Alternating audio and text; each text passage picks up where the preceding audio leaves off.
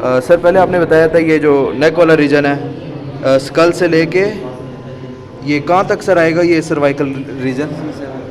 अच्छा सर ये स्कल ये है सर 1 2 3 4 5 6 7 तो सर यहाँ तक सर्वाइकल रीजन आ जाएगा।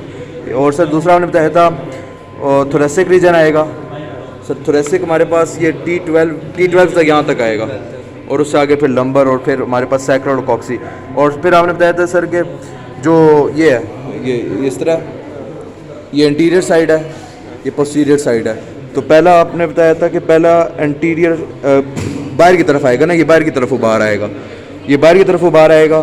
फिर ये हमारे पास पीछे की तरफ पोस्टीरियर की तरफ उबार आएगा टी का, एल का भी आगे की तरफ उबार आएगा इंटीरियर, और सैक्रल का भी पीछे की तरफ उबार आएगा।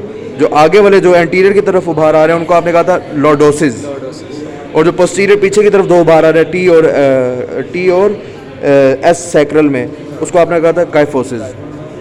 और आपने कहा था सर अगर ये कर्वेचर ज़्यादा बढ़ जाए, जैसे थोरेसिक का पीछे की तरफ ज़्यादा बढ़ जाए, तो उसको भी हम काइफोसिस कहते हैं पैथोलॉजिकल कंडीशन में भी, नॉर्मल में भी और पैथोलॉजी में भी ऐसे ही सर।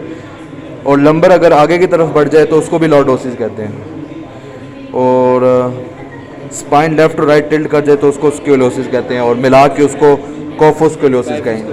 उसमें लेफ्ट राइट भी टिल्ट होगा, प्लस काय की तरह पीछे भी टिल्ट होगा, आगे टिल्ट होगा। ठीक है, आगे नहीं टी है ना सर? अच्छा नहीं एंटीरियर आगे था ना, एंटीरियर आगे था, ये एंटीरियर हाँ टी उसमें आगे आ जाएगा, लेकिन होता पीछे था, इसकी हम पीछे को सही है। अच्छा सर ये थोड़ा कंफ्यूजिंग है, एक मिनट। ये देखें मैंने लिखा हुआ है सर, नॉर्मल कर्वेचर है ना वो एग्जैजरेट हो जाएगा, वो बढ़ जाएगा, अपनी ही लोकेशन में बढ़ जाएगा। अगर टी नॉर्मली क्यों है ना क्यों करके बनेगा। अच्छा, और मैंने वैसे भी पूछना था सर, ये देखें ये मैंने लिखा हुआ है एंटीरियर और पोस्टीरियर, तो जो पीछे एंटीरियर की तरफ जा रहा है ये सी लॉर्डोसिस ही है ना, सी वाला, और जो आगे की तरफ पोस्टीरियर की तरफ जा रहा है ये एंटीरियर मतलब मुंह वाली साइड है ये। अच्छा, ये जो पीछे की तरफ जा रहा है ये टी आ गया काइफोसिस, फिर एंटीरियर आगे की तरफ गया एल, फिर लॉर्डोसिस, फिर एस काइफोसिस। और अगर ये इससे और ज़्यादा पीछे चला जाए काइफोसिस, तो काइफोसिस हाँ वो ज़्यादा एग्जैजरेट हो जाएगा। और सर इसके बाद हमारे पास आ जाएगा सर टोटल वर्टिब्रा इसमें 33 है। सर्वाइकल का आपने कहा था इसकी 7 वर्टिब्रा और 8 सर्वाइकल नर्व्स हैं, ठीक है। और उसमें ऑर्डर सर आपने ये बताया था ना, C6 है, ऊपर से एक आ रहा है एग्जिट, और C7 का भी ऊपर से एग्जिट हो रहा है, T1 के ऊपर से भी एग्जिट हो रहा है, और लेकिन जो T1 वाला है उसका T2 के ऊपर से एग्जिट आ रहा है, जिसकी वजह से ये ऑर्डर डिस्प्लेस हो गया।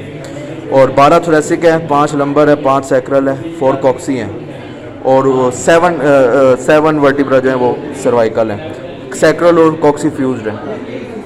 अच्छा सर, और सर हमें कुछ टर्म्स बताई थी इसमें, मैंने कब कंफर्म करनी थी, जैसे फॉर एग्जांपल ये लिया, ठीक है सर। इसमें जो मेन पॉइंट है वो एक पीछे की तरफ जो निकला हुआ स्पाइन है, अच्छा यहीं से बताता हूँ।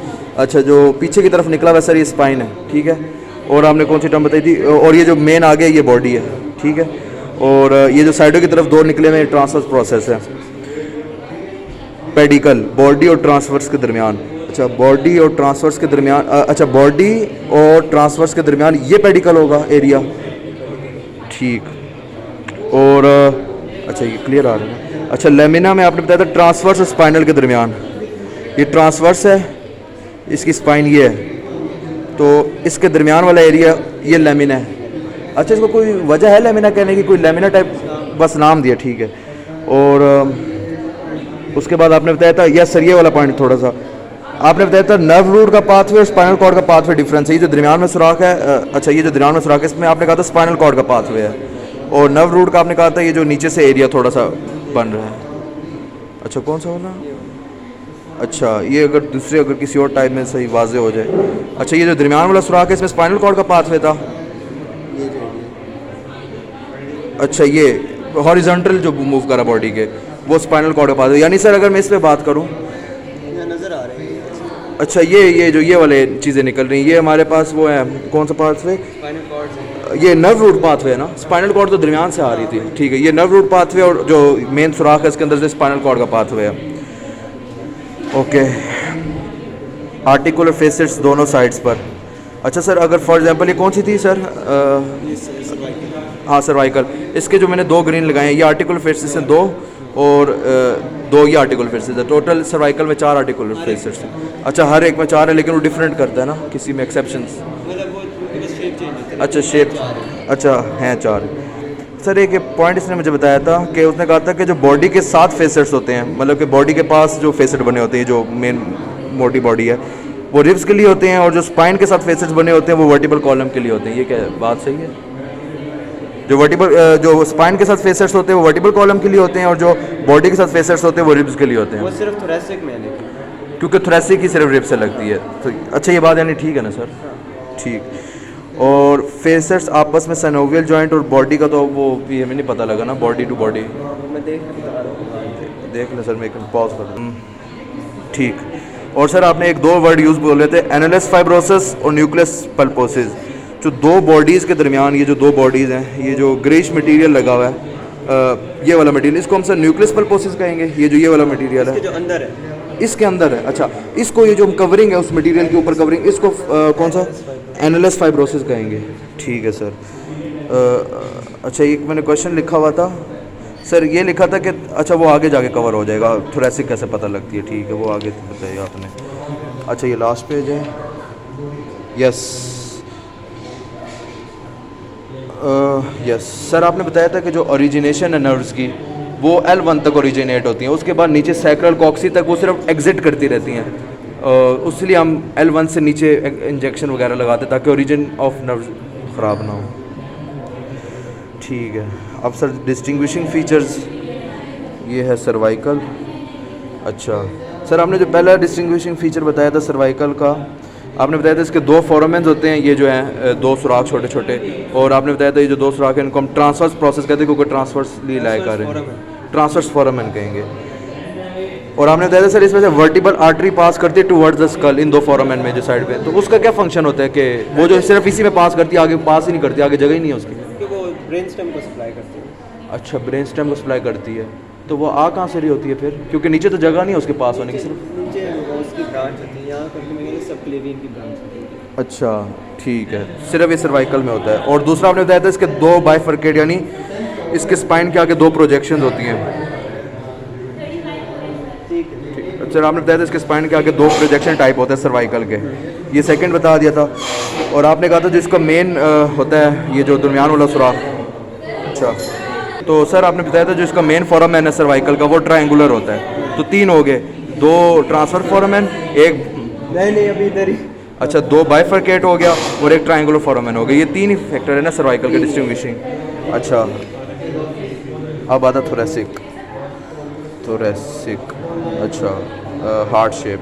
यस सर, ये जो है सर थोरेसिक वर्टिब्रा, इसका आपने बताया था ये जो ये बॉडी है, ये इसकी बॉडी हार्ट शेप है। ठीक, किडनी वाली ज़्यादा बड़ी है। ठीक है।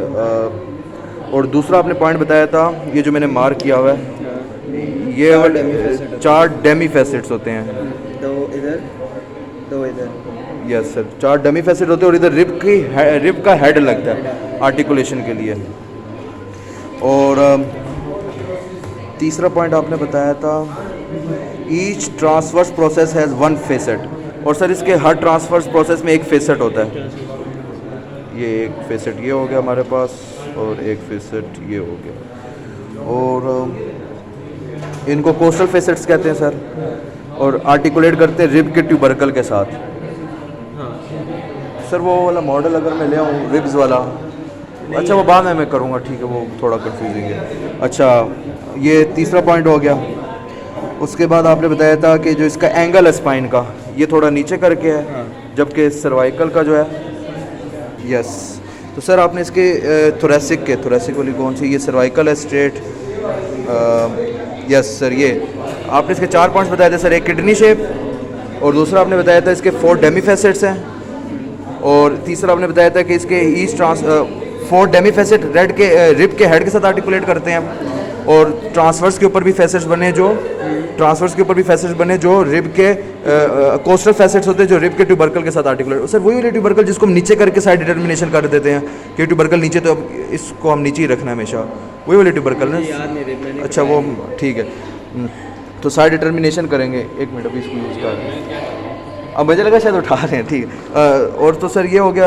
अच्छा, कोस्टल फेसेट थर्ड पॉइंट हो गया। फोर्थ आपने कहा था एंगल ऑफ स्पाइन, इसका जैसे नीचे जा रहा है तो सर्वाइकल का जैसे ये है, सर्वाइकल का ये स्ट्रेट होता है, थोरेसिक का जो होता है ये थोड़ा सा डाउन होता है, और लंबर का जाके आपने कहा था और डाउन हो जाता है। ये लंबर शॉर्ट होता है। अच्छा ये है ना लंबर का, ये ब्रॉड नंबर नहीं है, ये फैसेट्स हैं, ये एटिपिकल है। अच्छा ये टिपिकल है, वो लंबर है। यहाँ से पता लग जाएगा। अच्छा पहले ये स्ट्रेट थे शॉर्ट और ब्रॉड, जिस तरह आपने बताया था, फिर थोड़ा नीचे होते होते होते होते लंबर में आके और नीचे हो गई है, नंबर में आके शॉर्ट और ब्रॉड हो गए। शॉर्ट और ब्रॉड हो गए, सही है। तो 4 पॉइंट्स इसके हो गए सर। उसके बाद आपने बताया था यस लंबर, किडनी शेप सबसे बड़ी वाली, यस सर। ये लंबर नहीं है ना, ये आपको कैसे पता लग रहा है लंबर नहीं है सर? इसके साइड पे फैसेट्स बने हैं, ये टिपिकल वाले, ये देखो ये टिपिकल वाले अच्छा यहाँ से पता लगा। वहाँ से खा लो, उसमें अंदर, उसके अंदर लगी होगी। अच्छा तो ये भी सर बड़ी किडनी शेप ही है ना? इसमें भी फैसेट लगे। अच्छा ये भी अच्छा इसमें इधर देखो, ये यस सर, ये किडनी शेप बड़ी, ये लंबर है ना?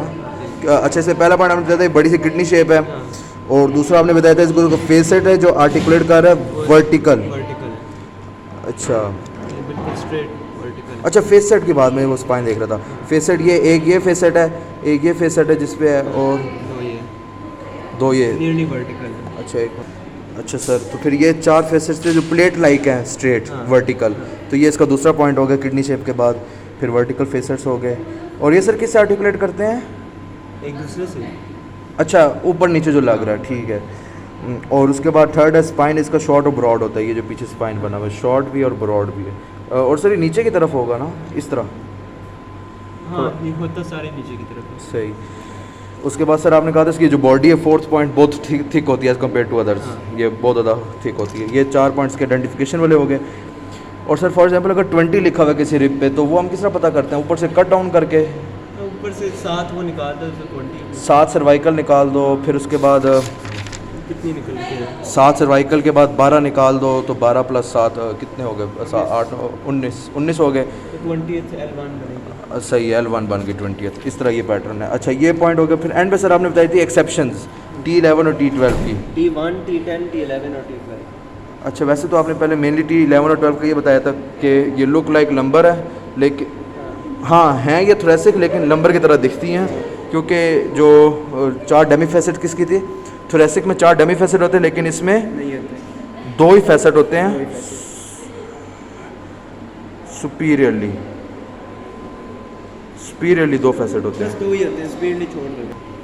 अच्छा सर, तो इसमें जो है ये जो है T11 में 4 बिग फैसेट्स हैं रेदर देन 4 डेमी फैसेट्स, जो बाकी जनरल 2 बड़े फैसेट है सुपीरियरली एज़ कम्पेयर टू जो 4 डेमी फैसेट जनरल करेक्टरिस्टिक है थोरेसिक वर्टिब्रा की, तो इसलिए ये एक्सेप्शन के तौर पर T11 और T12 लेते हैं। अच्छा हाँ, ये 2 एक्सेप्शन बताइए। उसके बाद सर एटिपिकल और टिपिकल। एटिपिकल में आपने बताया था T1 T10 T11 T12, क्योंकि जनरल फीचर से थोड़ा हट के हैं इसलिए। और T1 में आपने बताया था T1 में के सुपीरियर फैसेट है नॉट डेमी फैसेट, और वो फुल फैसेट है। यस सर, ये T1 है। और इसमें आपने बताया था इसका सुपीरियर, आपने बताया था कि सुपीरियर फैसेट है लेकिन कोई डेमी फैसेट नहीं है। इधर है, ये बनेगा। अच्छा ये देखो, ये नज़र आ रहा है। अच्छा, ये एक बड़ा सा सुपीरियर फैसेट बना हुआ है। ये एक मिनट, मेरे पास पेन, एक मिनट दिखाएं सर। ये हाँ, और ये सिर्फ T1 में बना हुआ है, ये एक्सेप्शन है। एक मिनट, ये क्लियर, यस सर, ये जो है बना हुआ, ये एक एक्सेप्शन होगी T1 में आपने बताई थी।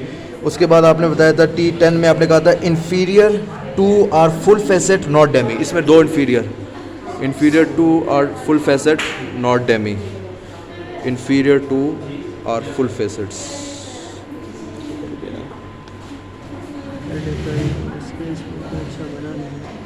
T10 inferior two facets full है।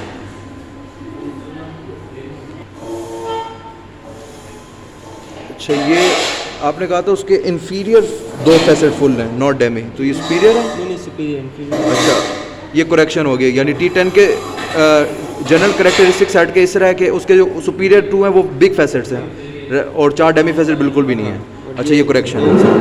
2 फिर फुल फैसेट्स हैं। अच्छा T10, 11, 12 तीनों में सुपीरियर ही फैसेट्स हैं 2 ऊपर, सुपीरियरली मिडिल में, हाँ। इंफीरियरली नहीं है। यानी इन्फीरियरली बिल्कुल भी नहीं है। और सिर्फ और T1 एक एक एग्जिस्ट करता है, मेन पॉइंट ये है। यस एक एग्जिस्ट करता है। और टिपिकल में आपने क्या बताया था सर? ये तो ए टिपिकल बता दिए। T1, टिपिकल T10 में तो 4 डेमी फैसेट है। अच्छा और टिपिकल यानी जो नॉर्मल को फॉलो करते हैं यानी। अच्छा उसके बाद अच्छा इसके अलावा तो और कुछ भी नहीं है ना सर इसमें? बाकी जॉइंट वाला तो बस क्वेश्चन और तो कुछ भी नहीं था, बस क्लियर है ना सर इसमें थोड़ा सा वर्टिब्रा में?